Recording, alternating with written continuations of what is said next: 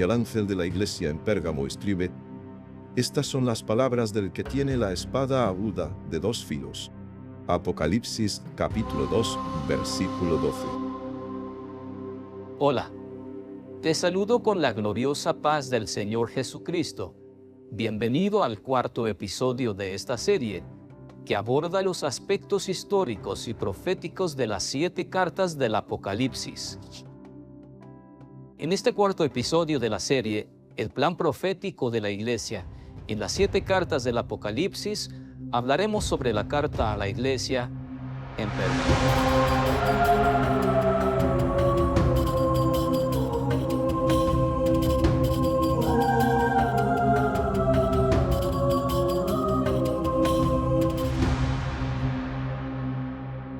Éfeso era la ciudad principal de Asia Menor, pero Pérgamo fue la capital desde el 282 a.C.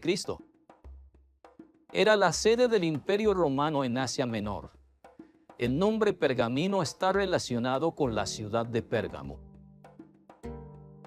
Debido a su industria de un antiguo pergamino que se preparaba a partir de pieles de animales en Pérgamo, de ahí el nombre pergamino.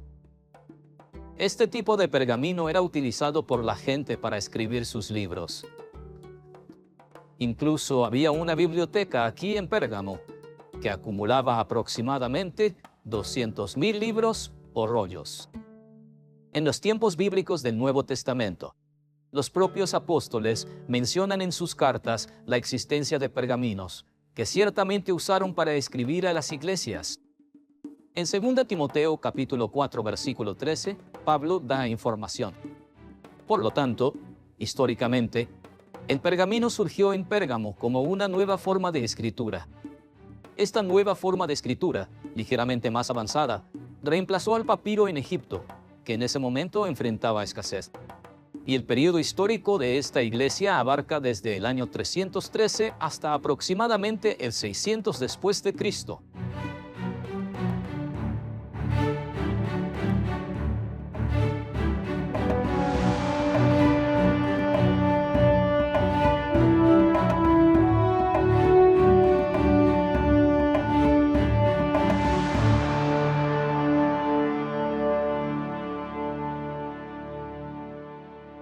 El periodo de Pérgamo cubre el siglo IV, el siglo V y la primera mitad del siglo VI.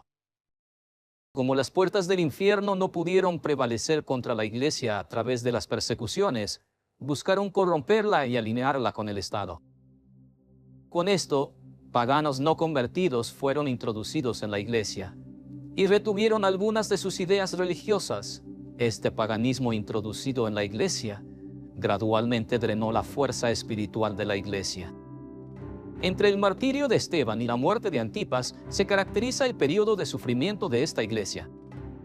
Comienza en el periodo de Éfeso y termina en Pérgamo, con la gran persecución de Esmirna. Esta persecución se caracterizó por la brutal masacre iniciada por Nerón y continuada sistemáticamente por sus sucesores.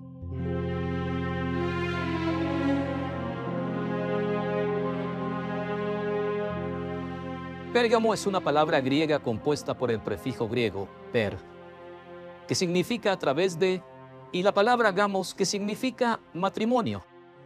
Por lo tanto, el nombre Pergamum significa a través del matrimonio lo que realmente sucedió. En el sentido profético, fue un matrimonio pervertido. La iglesia de Pergamum estuvo involucrada en una maniobra inesperada por parte del adversario, porque él usó su trono para ofrecer a la iglesia una tregua muy deseada. La implicación de la iglesia con el paganismo oficial del Imperio Romano fue tan evidente que Constantino, en 313, no tuvo dificultad en realizar el matrimonio pervertido que fue la unión de la iglesia con el Estado. La mezcla de la cizaña y el trigo da sus resultados, y ambos crecen juntos como el Señor Jesús declaró en la parábola. Cuando Él dijo, dejen que ambos crezcan juntos hasta la cosecha, cristianismo y paganismo.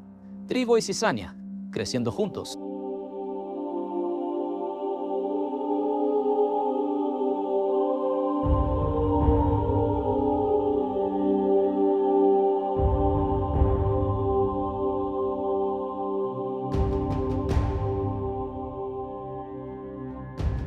Veamos cómo ocurrió el matrimonio pervertido.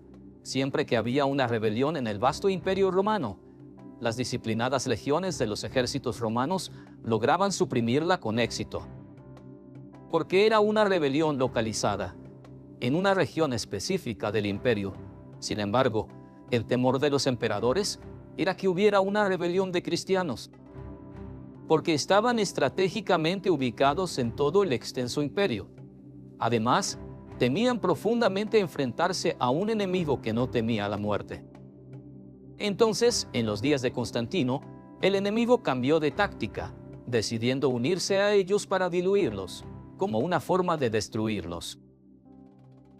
Este matrimonio de la Iglesia con el Estado ocurrió en el año 313 después de Cristo, cuando el emperador Constantino emitió el Edicto de Milán.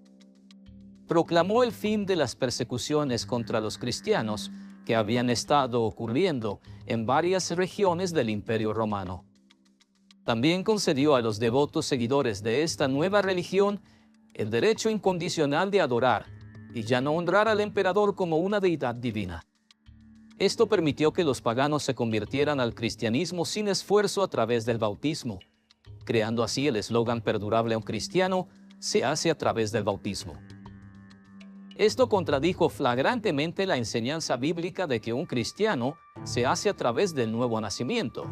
Constantino entonces trajo al cristianismo a las masas humanas infectadas por el paganismo. Millones de paganos se infiltraron entre los cristianos, causando que se dispersaran. Para una iglesia que vivirá en tal contexto de unión con el Estado, Jesús es titulado como aquel que tiene la espada aguda de dos filos. Apocalipsis capítulo 2, versículo 12, señalando que nuestro enfoque se está haciendo en un sentido profético.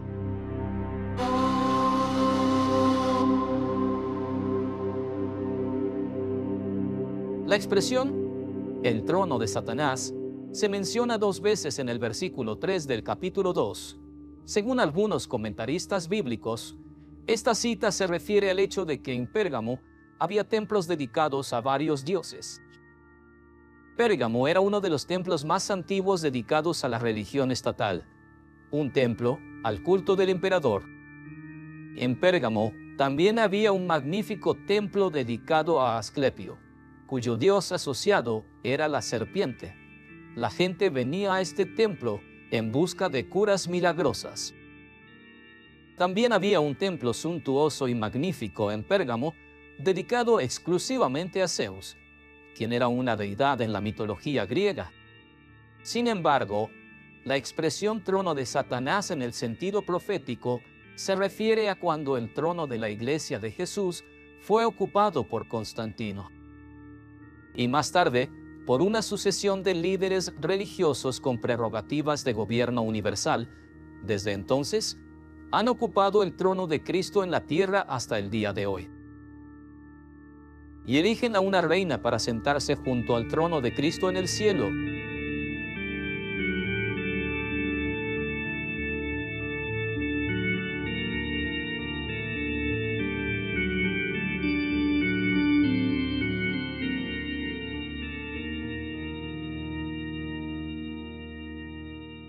En la carta dirigida a la iglesia en Pérgamo, se menciona el nombre de Antipas, un remanente fiel que mantuvo la fe y confesó el nombre de Jesús. Y te aferras a mi nombre, y no negaste mi fe, ni siquiera en los días en que Antipas, mi mártir fiel, fue asesinado entre ustedes, donde mora Satanás. Apocalipsis capítulo 2, versículo 13. Esta lealtad estaba asociada con el nombre de Antipas. El último testigo del período de sufrimiento en Esmirna. Es interesante notar que el tiempo profético de Esmirna, que comienza en Éfeso con Esteban, y aún existía y terminará en Pérgamo, con la muerte de Antipas. Aquí terminó entonces el período profético de Esmirna. Nos gustaría recordar que nuestro enfoque se está haciendo en un sentido profético.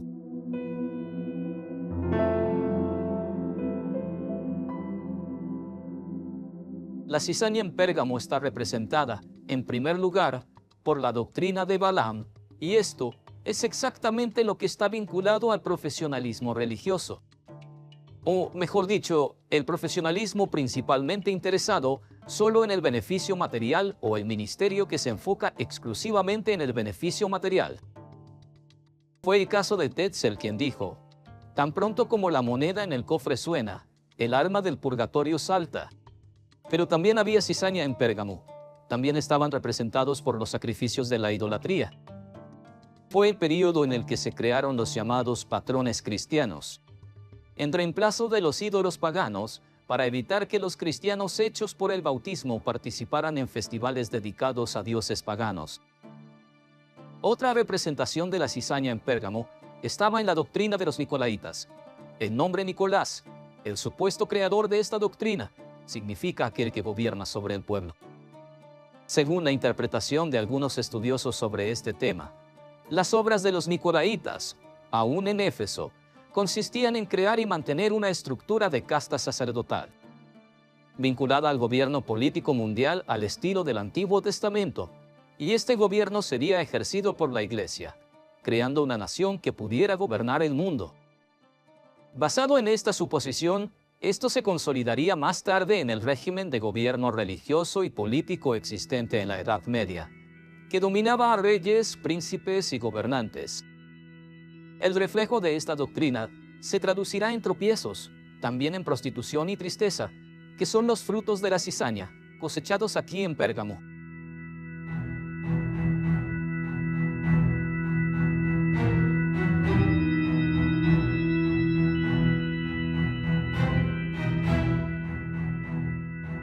Veamos cómo el nicolaísmo se estructurará en Pérgamo.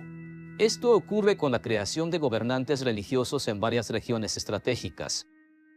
Por ejemplo, había uno en Roma, otro en Jerusalén, otro en Alejandría y otro en Cartago de la península ibérica. Además del de Constantinopla, aquí en Turquía, así tuvo lugar el proceso de organización eclesiástica. Desde Constantino hasta Gregorio I, en el año 590 DC, pasando por la caída del Imperio Romano en el 476 DC, cuando los bárbaros invadieron. Dado que las naciones bárbaras no tenían hegemonía de gobernanza global, la estructura eclesiástica existente ya estaba preparada para asumir esta gobernanza. Por lo tanto, la expresión, las obras de los Nicolaitas en Éfeso, fueron representadas por la cizaña, pero la cizaña crece, y en Pérgamo se transforma en doctrina. De ahí la expresión doctrina de los Nicolaitas. Lo que en Éfeso era una obra o una idea de los Nicolaitas, en Pérgamo se convierte en una doctrina rechazada en Éfeso, pero aceptada en Pérgamo.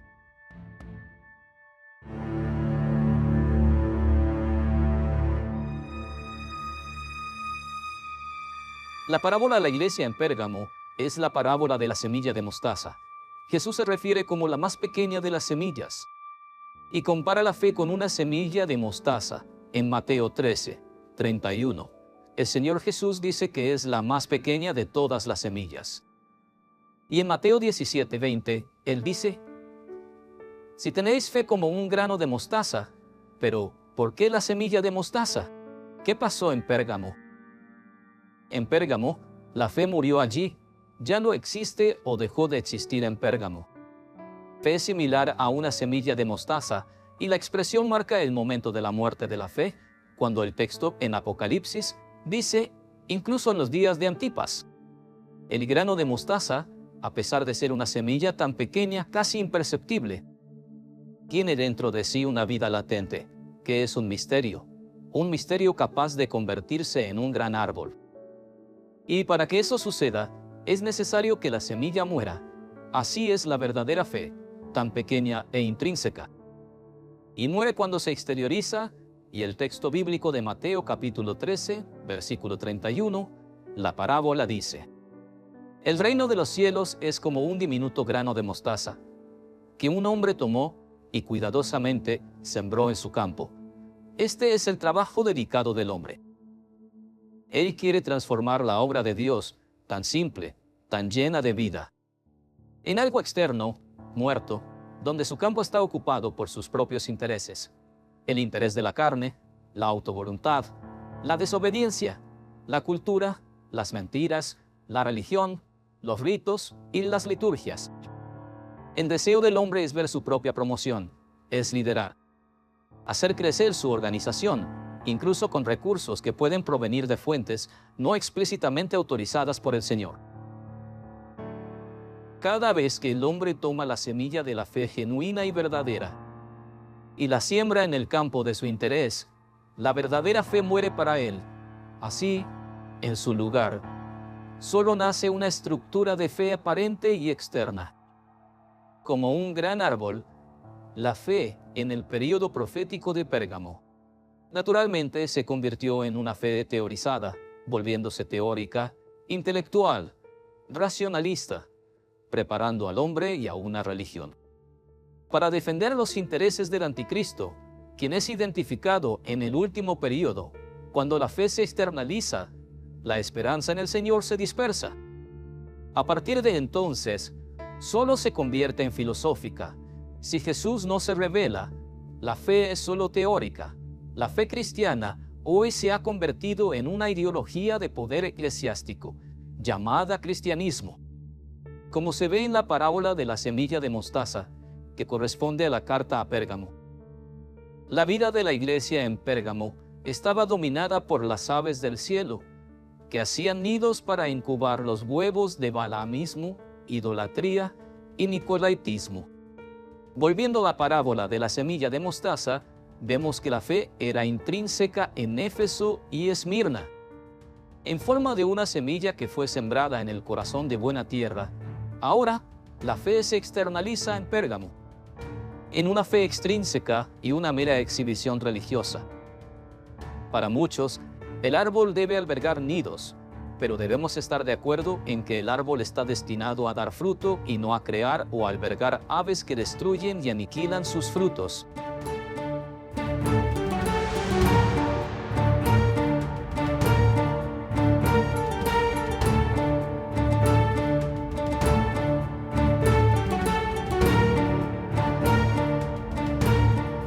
El énfasis de la operación del Espíritu Santo en Pérgamo es el espíritu de sabiduría, como dice Isaías 11, versículo 2. Y reposará sobre él el espíritu de sabiduría o discernimiento. Y vemos la confirmación de esto en el capítulo 2, versículos 14 y 15, cuando dice: odio la doctrina de Balaam, odio la doctrina de los nicolaitas y odio la doctrina de la idolatría. En Pérgamo, la operación del Espíritu Santo o discernimiento llevó a los fieles a no ser engañados por la estructura eclesiástica dominante, incluso a costa de soportar severas persecuciones. A esta iglesia, el Señor Jesús hizo 4 promesas. La primera es: vendré pronto a ti y pelearé contra ellos con la espada de mi boca. Había la profecía sobre la reforma religiosa del siglo XVI que vendría después, como una promesa del Señor de consuelo a la iglesia fiel, cuando la espada estaría en la mano de Lutero. Después de la segunda promesa, daré a comer del maná escondido, que es la palabra de Dios que debe ser revelada por el Espíritu Santo.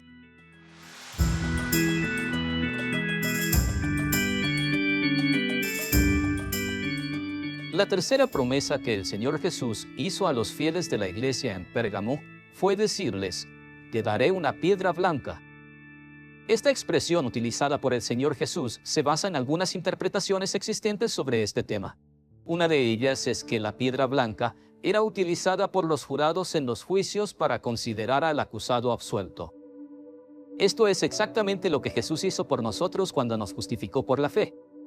Y esta fue una de las tesis de Lutero durante la reforma religiosa del siglo XVI, cuando descubrió que el justo vivirá por la fe. Y lo notable es que esto es exactamente lo que el Señor Jesús hizo por nosotros. Él, en lugar de condenarnos por el pecado y absolviéndonos del pecado, entonces nos absolvió del pecado y desechó la sentencia que estaba contra nosotros. Y en su mano quedó la justificación por la fe. Por lo tanto, somos salvos por la gracia del Señor Jesús.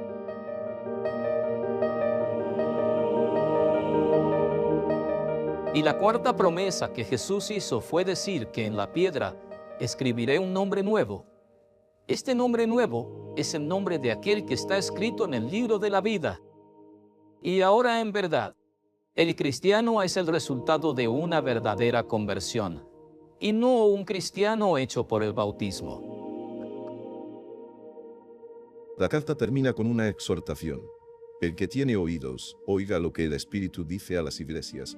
Apocalipsis, capítulo 2, versículo 17. Así concluimos aquí este cuarto episodio de la serie, el plan profético de la Iglesia, en las 7 cartas del Apocalipsis. Y los esperamos en nuestro próximo episodio, cuando hablaremos sobre la carta a la Iglesia de Tiatira. Hasta entonces, la paz del Señor Jesús